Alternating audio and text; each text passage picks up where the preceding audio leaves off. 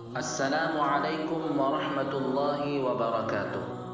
ناظرین و سامعین، یوٹیوب چینل نور ہدایت 360 پر خوش آمدید۔ اس چینل پر تاریخی اسلامی پسندیدہ واقعات اور دلچسپ اور سبق آموز قصے پیش کیے جاتے ہیں۔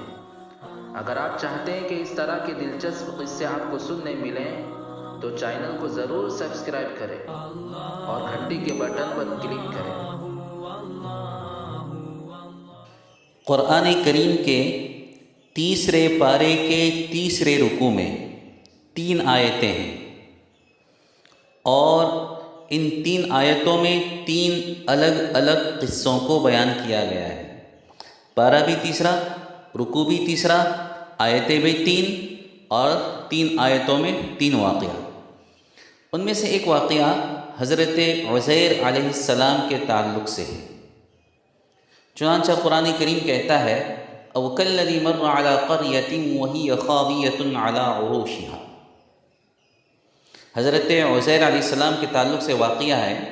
اگرچہ اس آیت میں قرآن کریم میں حضرت عزیر علیہ السلام کا نام نہیں ہے، صرف ایک شخص کا تذکرہ ہے کہ ایک شخص جا رہے تھے، لیکن بڑے بڑے مفسرین جیسے حضرت عبداللہ بن عباس رضی اللہ عنہ، حضرت قتادہ، حضرت اکرمہ وغیرہ بڑے بڑے حضرات نے لکھا ہے کہ اس سے حضرت عزیر علیہ السلام ہی مراد ہیں۔ چنانچہ حضرت عزیر علیہ السلام ایک مرتبہ سفر کر رہے تھے۔ سفر کرتے کرتے ان کا گزر ایک ایسی بستی پر سے ہوا جو ایک ظالم بادشاہ کے حملے میں پوری طرح تباہ اور برباد ہو چکی تھی۔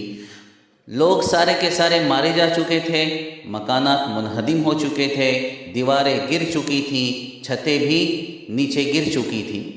آپ نے جب اس منظر کو دیکھا تو آپ پر ایک عجیب و غریب کیفیت طاری ہو گئی، اور آپ نے سوچا کہ انا یحیی ہذہ اللہ بعد موتہا، اللہ تعالیٰ اس بستی کو، بستی والوں کو کیسے دوبارہ زندہ کرے گا۔ یہ بات نہیں کہ انہیں شک تھا، وہ تو اللہ کے نبی تھے، انہیں تو پورا یقین تھا کہ اللہ ہر چیز پر پوری قدرت رکھتا ہے، بستی کو بھی آباد کر سکتا ہے، بستی والوں کو بھی دوبارہ زندہ کر سکتا ہے، اور مرنے کے بعد تو دوبارہ انہیں زندہ کرے گا ہی کرے گا، پورا یقین تھا۔ لیکن کیفیت سمجھنا چاہتے تھے وہ، تو اللہ تبارک و تعالیٰ نے وہیں پر ان کی روح کو قبض کر لیا۔ وہ جو ویران شہر تھا وہیں پر ان کی روح کو قبض کر لیا، اور وہیں پر گویا ان کا انتقال ہو گیا، وہیں پر وہ پڑے رہ گئے۔ اور اس حال میں کوئی 1-2 دن نہیں، 1-2 سال نہیں، بلکہ پورے 100 سال تک اللہ تبارک و تعالیٰ نے انہیں اسی حال پر رکھا، اور پھر 100 سال کے بعد انہیں دوبارہ زندہ کیا۔ اور پھر اللہ تعالیٰ نے ان سے پوچھا کہ کتنے عرصے تک، کتنی مدت تک تم اس طرح سے پڑے رہے۔ اب حضرت عزیر علیہ السلام کی روح جب قبض ہوئی تھی تو صبح کا وقت تھا، جب بیدار کیے گئے تو شام کا وقت تھا، تو سمجھے کہ شاید 1 دن گزرا ہے۔ تو جواب میں آپ نے فرمایا کہ لبثت یوما او بعض یوم، شاید 1 دن یا اس سے بھی کم۔ اللہ تعالیٰ نے فرمایا بل لبثت 100 عام، 100 سال تمہیں اس حال میں گزر چکے ہیں۔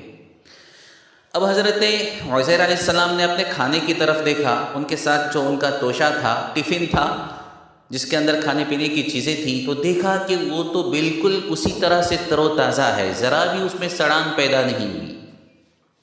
دوسری طرف نظر گھمائی، اپنے سواری کے جانور کی طرف دیکھا، گدھا تھا وہ جس پر آپ سواری کر رہے تھے، تو وہ تو مر گیا تھا، گل گیا تھا، سڑ گیا تھا، اس کی ہڈیاں بھی چورا ہو چکی تھیں۔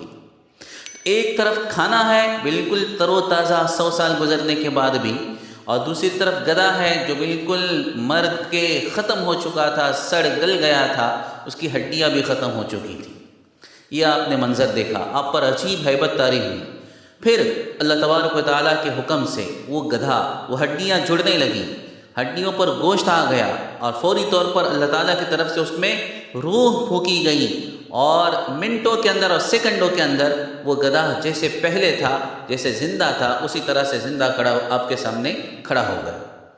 حضرت عزیر نے جب یہ ساری باتیں دیکھیں اور سارا منظر آپ نے دیکھا، آپ کے رونگٹے کھڑے ہو گئے، اور آپ نے بے اختیار یہ کہہ دیا اور یہ پکار اٹھے آپ اعلم ان اللہ علی کل شیء قدیر، یقین تو انہیں پہلے بھی تھا، اب کہہ اٹھے اور پکار اٹھے، میرا پورا یقین ہے کہ اللہ ہر چیز پر پوری پوری قدرت رکھتا ہے۔ اس واقعے سے اللہ تعالیٰ کی قدرت کاملہ کا اظہار ہوتا ہے۔ یقیناً سب سے بڑی قدرت والا، طاقت والا، عظمت و جلال والا، بزرگی اور برتری والا، کبریائی اور بڑائی والا صرف اور صرف میرا اللہ ہے۔ یہ واقعہ بتلاتا ہے کہ یہ کائنات اللہ کی ہے اور اللہ اپنی کائنات میں پوری طرح سے متصرف ہے اور پوری پوری قدرت رکھتا ہے۔ وہ جسے چاہے جب چاہے جیسے چاہے موت دے سکتا ہے، اور جسے چاہے جب چاہے جیسے چاہے زندہ کر سکتا ہے۔ زندگی موت اسی کے قبضے میں ہے۔ بیماری اور شفا کا مالک وہ ہے۔ جہاں میں بسنے والی ہر چیز اسی کی ملکیت میں ہے، اسی کی مملوک ہے۔ وہ بادشاہ ہے، ہم اس کے غلام ہیں۔ وہ غنی ہے، ہم محتاج و فقیر ہیں۔ وہ حاجت روا ہے اور ہم حاجت مند ہیں۔ ذرا یہ بھی ملاحظہ فرمائیں، کھانے پینے کا سامان اسی طرح تر و تازہ، ذرا بھی تبدیلی نہیں، اور دوسری طرف سواری کا گدھا بالکل سڑ گل کر ہڈیاں بھی اس کی بوسیدہ ہو گئیں۔ یہ عجائبات قدرت میں سے نہیں تو اور کیا ہے۔